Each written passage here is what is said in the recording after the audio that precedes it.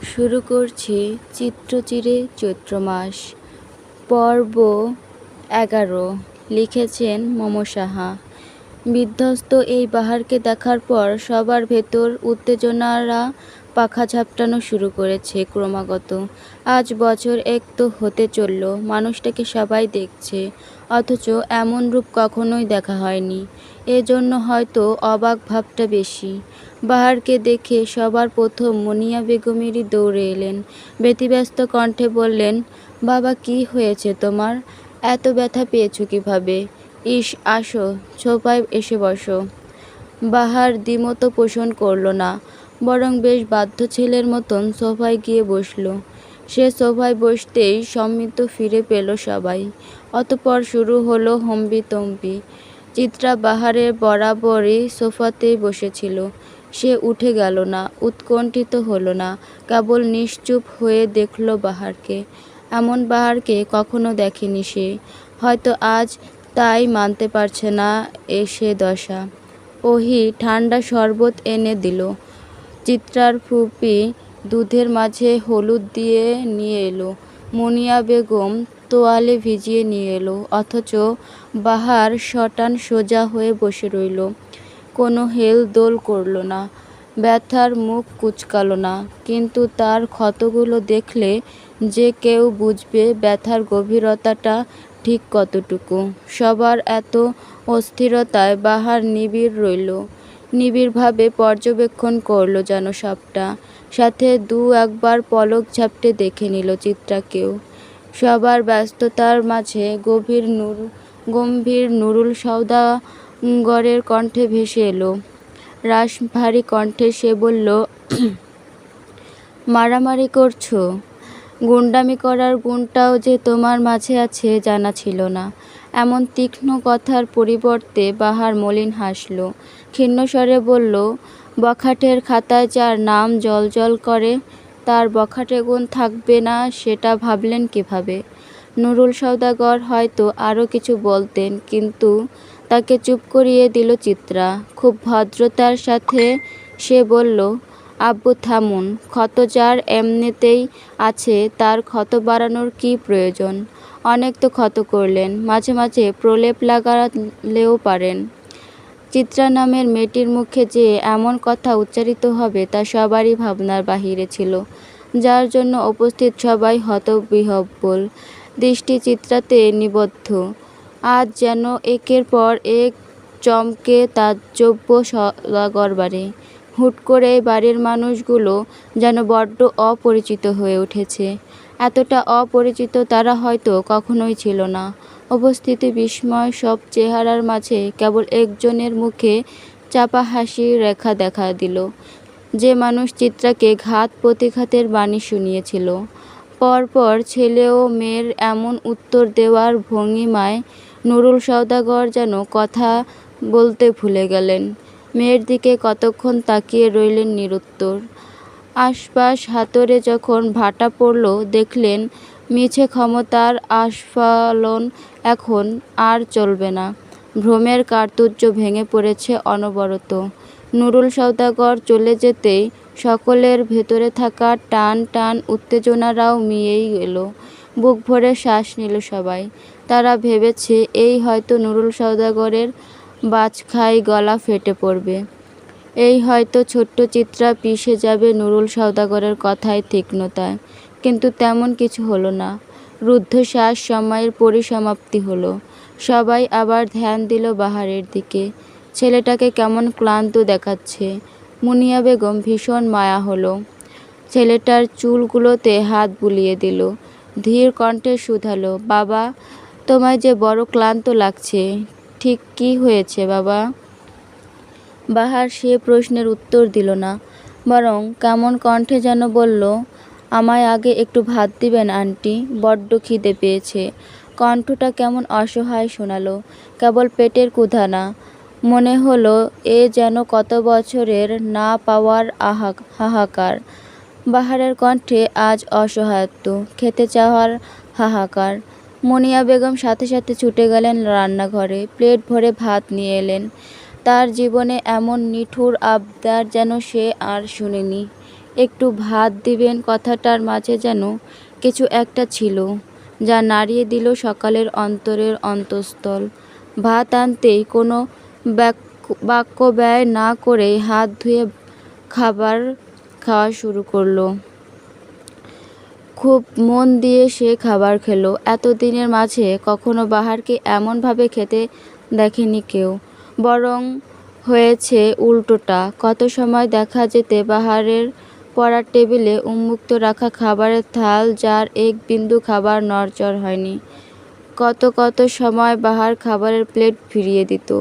খাবারের প্রতি তার বড্ড অনীহা, অথচ সে বাহার আজ তৃপ্তি করে খাচ্ছে। মায়া হলো লতা বেগমেরও।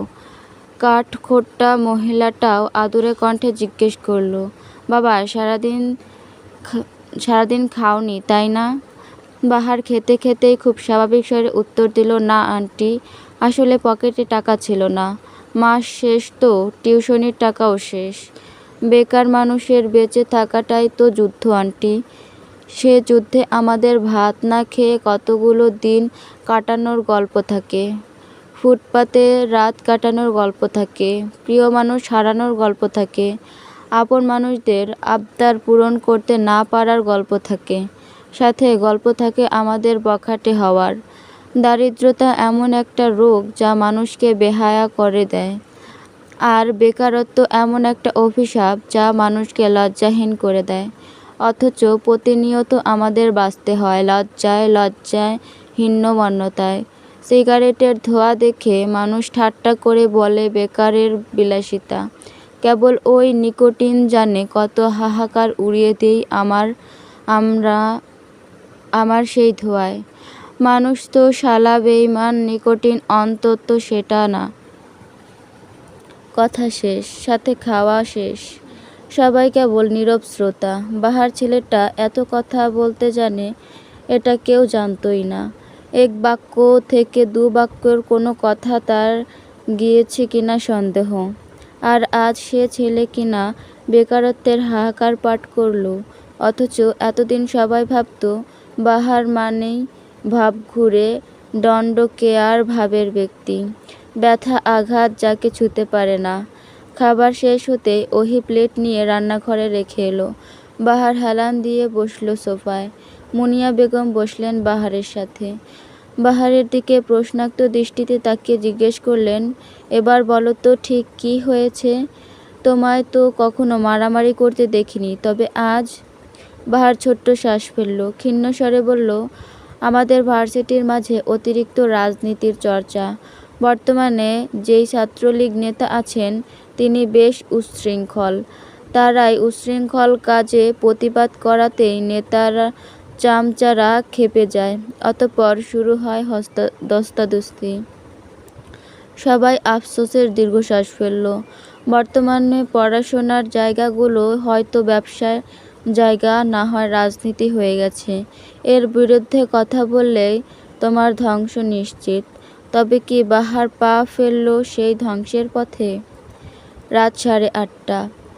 সওদাগর বাড়ির প্রায় সব সদস্য দাঁড়িয়ে আছে বিমানবন্দরে। আর কিছুক্ষণ পর তাদের বাড়ির ছোট্ট হাসির জাদুকরটা পথ ধরবে ওই স্বচ্ছ আকাশপানে। আবার সুস্থ হয়ে সে ফিরবে কিনা তা জানা নেই কারো। কেবল তারা বুকে এক রাশ আশা পুষে সৃষ্টিকর্তার নিকট করুণ প্রার্থনা তুলে দিয়েছে, বাচ্চাটা ফিরে আসুক, বাচ্চাটা বাঁচুক, হাসুক। আরেক দফা কান্নার রোল পড়ল বিমানবন্দরে। অ্যাম্বুলেন্স থেকে ছোট চেরির দেহটা যখন নামানো হয়, হাউমাউ করে ওঠে সবাই। মেয়েটা কেমন ফ্যাল করে তাকিয়ে দু নয়ন ভরে দেখল সে বাড়ির সদস্যদের। কত কিছু যেন বলার ছিল বাচ্চাটার, অথচ ভাগ্যের নির্মমতায় বলা হলো না কত কিছু। কেবল দেখে গেল সবাইকে। বাচ্চাটার সুস্থ চোখটা দিয়ে পানি গড়িয়ে পড়ল। বাচ্চাটাও যেন বুঝল তার অনিশ্চিত ভবিতব্যের কথা। বাচ্চার কান্না দেখে শক্ত সমর্থ মানুষগুলো শক্ত রইল না, কেমন পাংশুটে হয়ে এলো। সকলের মুখশ্রী। সবচেয়ে বেশি চিৎকার শোনা গেল চিত্রার।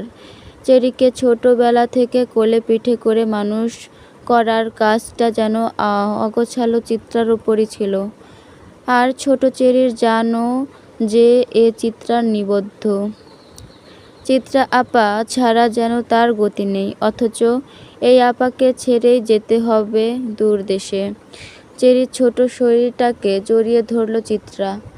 চেরি কখনো স্ট্রেচারের শোয়ানো। চিত্রা হাউমাউ করে কাঁদল। চেরিকে জড়িয়ে ধরে অনবরত বলে গেল, চেরি সোনা, তাড়াতাড়ি ফিরবে কেমন? আপা তোমার জন্য পথ চেয়ে থাকবে। ফিরবে না পাখি? আপা তোমায় অনেক চকলেট দেব, ভাত খাইয়ে দেব, তাড়াতাড়ি চলে এসো কেমন? আপার কান্না হয়তো সহ্য হলো না বাচ্চাটার। সে কেবল ডানে বামে ধীরে গতিতে মাথা নাড়ালো, হয়তো কান্না না করার ইশারা করলো। একে একে পরিবারের প্রত্যেকটা সদস্যর সাথে ভাব বিনিময় করল সে। হয়তো এই শেষ যাওয়া, আবার এমনও হতে পারে হয়তো ফিরে আসবে সে। এক অনিশ্চিত উৎকণ্ঠা নিয়ে সবাই বিদায় জানালো চেরিকে। প্লেন যতক্ষণ না আকাশপথে উড়াল দিল ততক্ষণ সবাই বিমুখ হয়ে চেয়ে রইল। কত মজা আনন্দ আর হবে না। সওদাগর বাড়ির কোনায় কোনায় যেন শূন্যতার আভাস। চেরিদের প্লেন গন্তব্য ধরতেই গন্তব্য ধরল মুনিয়া, চিত্রা, ওহি, নুরুল, আফজাল, সওদাগর, তুহিন। যেতে যেতে চিত্রা আবার পিছু ফিরে তাকালো। পিছু টান যে বড় টান। রাত তখন 11টা। ঢাকা শহরে তুমুল জ্যাম পেরিয়ে অবশেষে নিজ বাড়ির গেট সামনে এসে দাঁড়ালো চিত্রাদের গাড়ি। ক্লান্ত দেহ, দুঃখ ভারাক্রান্ত মন নিয়ে যখন তারা বেরিয়ে এলো, বাড়ির দারোয়ান চাচা হুড়মুড় করে ছুটে এলো, যেন এতক্ষণে সে তাদের অপেক্ষাতেই ছিল। নুরুল সওদাগর গাড়ির দরজা লাগিয়ে শান্ত কণ্ঠে প্রশ্ন করল, কি হয়েছে? আপনাকে এমন লাগছে কেন? বৃদ্ধ দারোয়ান ফ্যাল ফ্যাল করে কেঁদে দিল। বাচ্চাদের মতন অভিযোগ করে বলল, স্যার, বাহার বাবাকে পুলিশ নিয়ে গেছে একটু আগে।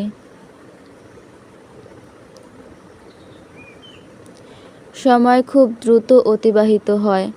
কত কাজ করব করেও সময়ের এই দ্রুততায় আর করা হয় না। কেবল সময় স্রোত নিয়তিকে ভাসিয়ে যেথায় নিয়ে যায় আমরা নির্লিপ্তভাবে সেখানেই যাই। গতকাল রাত পুরোটা বাহারের কেটেছে জেলে। তার এত বন্ধু হুট করেই যেন মরীচিকার মতন উধাও হয়ে গেল। যাদের জন্য বাহার জান দিত প্রস্তুত, আজ তারা নিরুদ্দেশ।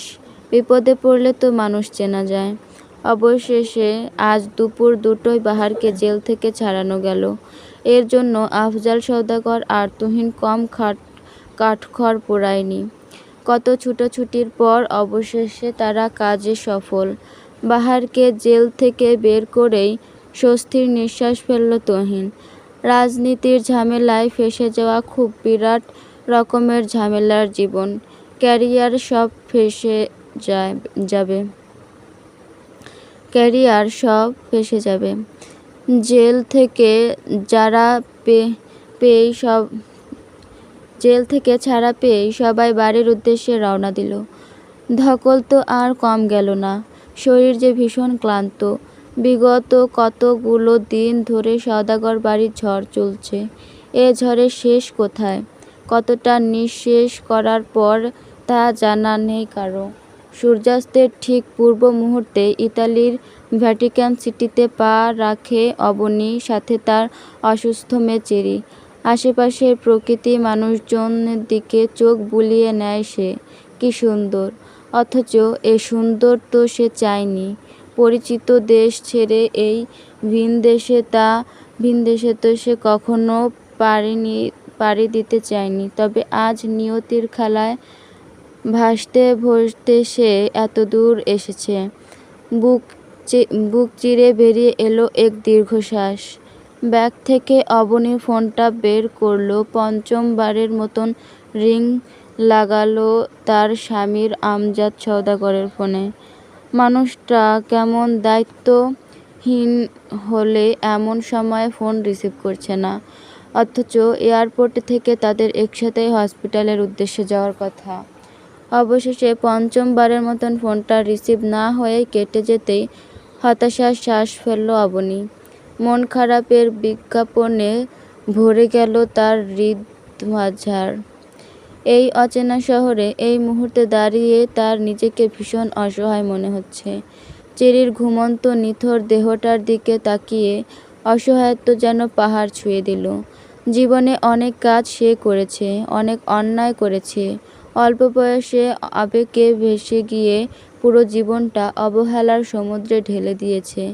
কিন্তু আজকাল তো বয়স হয়েছে, বুঝও হয়েছে, মোটামুটি ভালো মন্দ সে বুঝতে পারে।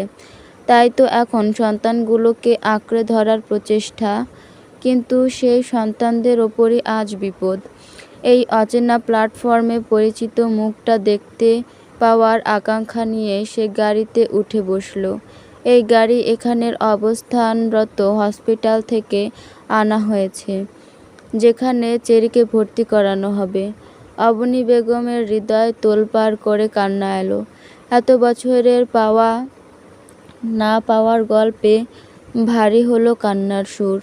প্রাপ্তি অপ্রাপ্তির এই 12 মাসের জীবনে তার 10 মাসই কেটেছে শূন্যতার হাহাকারে। এসব বিষাদের গল্প তার কান্নার গতিবেগ বাড়ালো। বই কমাল না আমজাদ সওদাগর আসেনি, এই কথাটা তাকে যত বেশি না কষ্ট দিয়েছে, তার চেয়ে বেশি কষ্ট দিয়েছে তাকে তার ভাবনা যে আমজাদ সওদাগর হুট করে দায়িত্বজ্ঞানহীন হয়ে গেছে। মানুষ বরাবরই কোমল প্রাণী। তারা চায় তাদের মন খারাপ, একাকিত্ব কেউ বুঝুক। কিন্তু যখন তাদের এই চাওয়াটা পূরণ হবে না বুঝতে পারে, তখন তাদের মনে ঘরের নামে ভীষণ শোক। অবনী বেগম সেই মানুষের বাহিরে না। চৈত্রের অপ্রান্তি, বৈশাখের শূন্যতা সব মনে করে বেড়াচ্ছে তার মনের খারাপের খাতা। সন্তান প্রেমী সহজ সরল আমজাদ সওদাগর বদলে যেতে পারেন তা অবনীর মানতে কষ্ট হচ্ছে। মাথার ওপর নিকোষ কালো আকাশ, হৃদয়ে ব্যথার আন্দোলন, কণ্ঠে উদ্দাদনা মাখানো গান। তীর ভাঙা ঢেউ, আমি নীর ভাঙা ঝড়, উজান ভাটির দুনিয়াতে সবই হলো পর। কি হাহাকার সে গান! কে জানে কত গল্প মানুষের হৃদয়ে দাফন দেওয়া থাকে, কজনই বা সেসব খবর রাখে। হাতের গিটারে অনবরত সুর তুলে যাচ্ছে। কখনো গেয়েছে বাহার বখাটে হওয়ার গল্প, কখনো সে সুর তুলেছে বিরহের।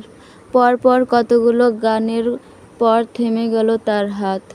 বিরক্তির ঢেকুর তুলে অসহ্য অনুভূতি যেন ঝেড়ে ফেলতে চাইল। চোখ টকটকে লাল তার, মুখে অবহেলার চাপদাড়ি। হাতের গিটারটা ছাদের বেশ প্রচ্ছন্ন রেলিংটার ওপর রাখল। পকেটে থেকে তার অতি প্রিয় সাথী নিকোটিনকে বের করে দু ঠোঁটের মাঝে চেপে ধরল। দিয়াশলাই জ্বালানোর মুহূর্তেই কেউ এসে ছো মেরে টেনে নিল ঠোঁটের ভাঁজে থাকা সিগারেটটা। বাহার অবাক এবং বিরক্ত হলো। প্রয়োজনের সময় এমন অপ্রয়োজনীয় কাজ তার বরাবরই বিরক্ত করে। সিগারেট হলো তার একান্তই ব্যক্তিগত সম্পদ, যার ওপর হস্তক্ষেপ করার অধিকার কারো নেই। বাহার কপাল কুঁচকে সিগারেট ছো মারা ব্যক্তিটার দিকে তাকাতে বিরক্তিতে চ উচ্চারণ করল। অধৈর্য কণ্ঠে বলল, এসব কেমন আচরণ তোমার? চিত্রা ততক্ষণে সিগারেটটা হাতের মুঠোয় ভরে নেয়। দুষ্টু হেসে বলে, এমন আচরণই করা উচিত আপনার সাথে। বখাটেপনা ছাড়েন তো এবার। আর কত বখাটে হবেন? এখন তো অন্তত থামুন। কেন, জেল খেটেছি বলে বখাটেপনা ছাড়তে বলছো?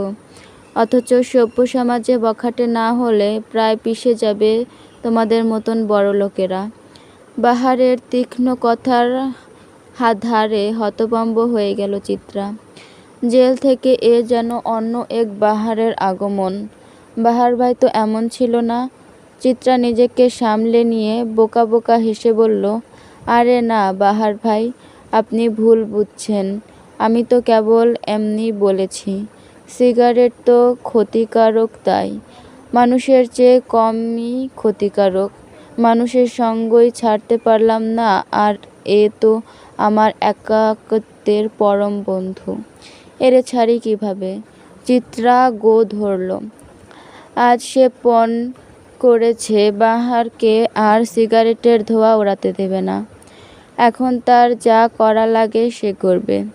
বাহারের বিরক্তির ভার তরতর করে বাড়ল। চিত্রাকে ভয়ঙ্কর রকম ধমক দিতে গিয়েও আবার দিল না। পকেট থেকে সে বিনা বাক্য ব্যয় আরও একটা সিগারেট বের করল। যথারীতি সেই সিগারেটটাও চিত্রা ধপ করে টেনে নিয়ে গেল। ধৈর্যের বাঁধ ভেঙে গেল বাহারের। তার সবচেয়ে প্রিয় গিটারখানা সেই রাগবশত ছুঁড়ে মারল ছাদের মেঝেতে। ঝনঝনানি শব্দে ভেঙে চুরে একাকার হয়ে গেল গিটারটা। চিত্রা কেবল ফ্যাল ফ্যাল করেই চেয়ে রইল। জীবনে এমন অবাক সে যেন কখনো হয়নি। বাহার কেবল গিটার না, ভেঙে দিল যেন স্বয়ং চিত্রাকে। কি নিষ্ঠুর, কি নির্মম! মনে হচ্ছে চিত্রের এক একটা ভাঙা টুকরো ছড়িয়ে ছিটিয়ে আছে ছাদ জুড়ে। চিত্রা অবাক ভরা চোখটি মুখ নিয়ে কাঁপা কাঁপা কণ্ঠে বলল, বাহার ভাই। বাহার যেন এই ডাকটার অপেক্ষায় ছিল।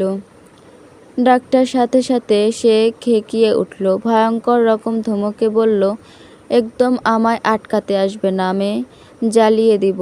সাবধান করে দিলাম তোমায়। করেছিলাম কিনা বলো। তবুও আমার ব্যাপারে নাক গলানোর সাহস কিভাবে হলো তোমার? দু একদিন হেসে কথা বলেছি বলে কি মাথা কিনে নিয়েছ? ভদ্রতা দেখিয়েছি, সেটা সহ্য হয় না তাই না? শালা শান্তি দিল না এই মানুষজাতি। কথা শেষ হতে বাহার নিজের চিলেকোঠার ঘরখানাতে চলে গিয়ে শব্দে দরজাটা আটকিয়ে ফেলল। চিত্রা কেবল দেখল সবটা। সে হয়তো সত্যি অধিকার ফেলিয়ে ফেলেছে, তাই বলে এমন আচরণ করবে বাহার? অষ্টাদশের হৃদয় তোলপাড় করে অভিমান জমল। চোখে টলমল করল অভিমানের অশ্রুভাঙা বিধ্বস্ত গিটারখানা দেখার পর। বাঁধ মানল না সে অশ্রুর কণাগুলো। অঝোর ধারার ঝরে গেল কেবল। বাহার ভাই তার ওপর চিৎকার করেছে। এটা না যতটা কষ্ট দিয়েছে, তার চেয়ে বেশি কষ্ট দিয়েছে বাহার ভাই নিজেকে। কষ্ট দিয়েছে এটা ভেবে। গিটারটা তো বাহার ভাইয়ের প্রাণ ছিল। গিটার সে কখনো হাত ছাড়া করেনি, যেন সাক্ষাৎ প্রাণ ভোমরা এখানে, অথচ সে গিটারের আজ বিধ্বস্ত অবস্থা। তাও কিনা বাহার ভাই নিজে করেছে। অষ্টাদশীর কান্নায় ভিজে গেল নেত্রযুগল। চিবুক বেয়ে গড়িয়ে গেল সেই অশ্রু। বুক সমান কষ্ট নিয়ে অষ্টাদশী অভিমান করল। বাহার ভাইয়ের দিকে সে আর ফিরে চাইবে না। পাষাণ পুরুষ বাহার ভাই, সর্বনাশ পুরুষ সে। পাষাণ পুরুষ বাহার ভাই, সর্বনাশা পুরুষ সে। হসপিটালের করিডোরে নতুন একটা দিনের আগমন। সূর্যের আলো হসপিটালের বাগানের বিভিন্ন রকমের রঙিন ফুলের ওপর ঝিলিক দিয়ে উঠেছে। নতুন সকাল, নতুন আরেকটা দিন। অবনী বেগমের ক্লান্ত শরীরটা অবসাদের জন্য বসিয়েছে কাঠের সুন্দর বেঞ্চখানায়।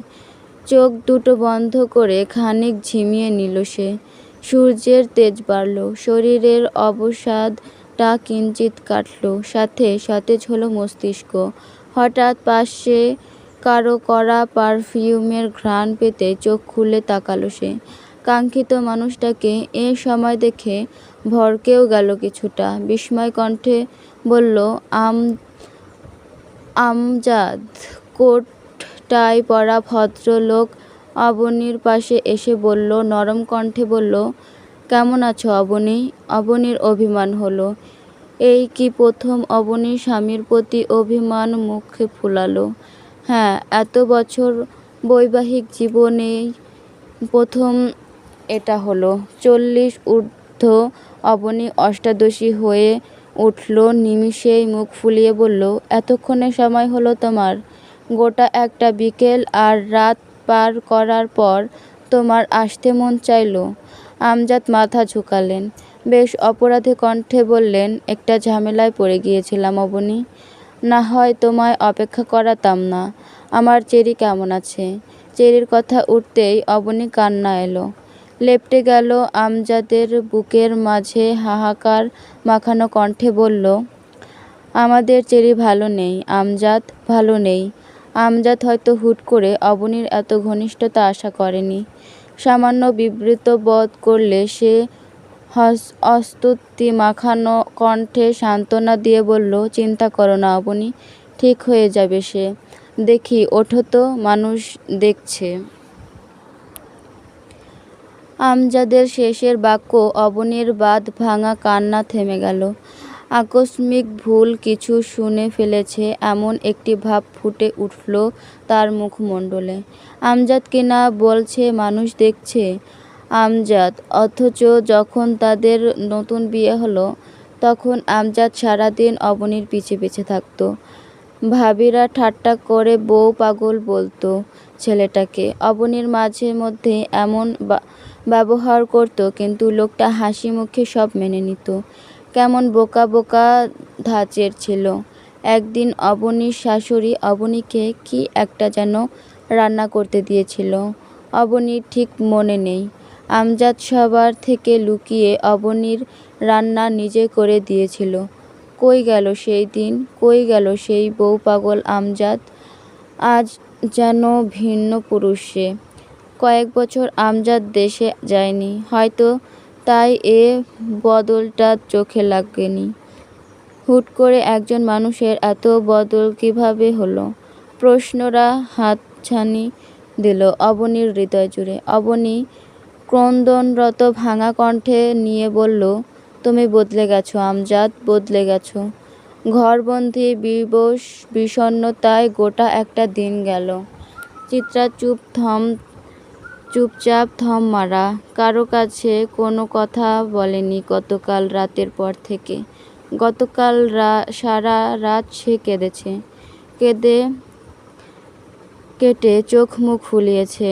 গত 1 বছর বাহার ভাইকে তার অসহ্য লাগে বলে সবার গোপনে হৃদয়ের মাঝে পুষে রেখেছিল। সে আজ বুঝেছে, এই বাহার ভাইকে ছাড়া তার গোটা দুনিয়া অসহ্য, কিন্তু বাহার ভাই অসহ্য না। সময়টা ঠিক সন্ধ্যার পরের ভাগ।